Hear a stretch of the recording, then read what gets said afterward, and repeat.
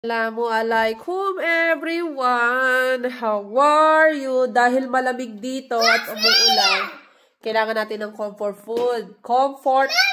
Kaya magluluto ako ng champurrado. Cocoa. Ayan, gagamit ako ng condensed milk at ang gata sa lata.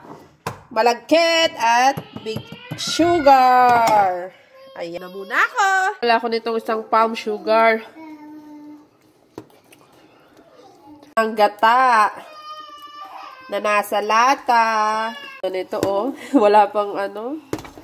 Ma-creamy-creamy na siya. Na rin siya ng cocoa. Alam nyo, dati ito yung favorite talaga namin. Dati pupunta muna kami ng playground. Tapos pagdating namin, may champurrado na. Kaya nagluluto yung papa ko. Dati, bago kami mag-playground. Kaming magkakapatid. Tapos, pagdating namin sa bahay, may nakahanda na kaming champurrado.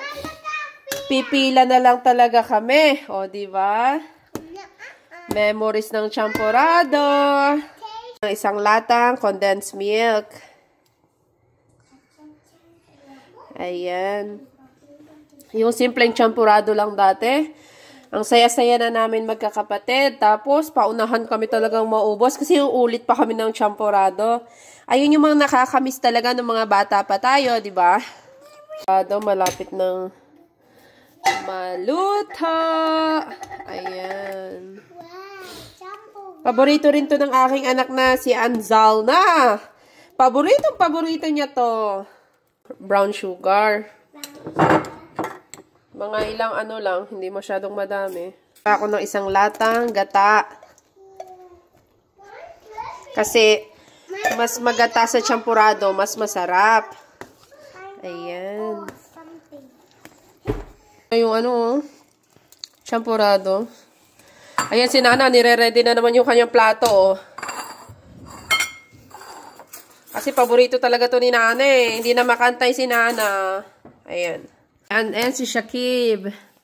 Ayan, kay Anzalna at Afia. Sabi ni Anzalna, naamoy niya daw na extra masarap daw.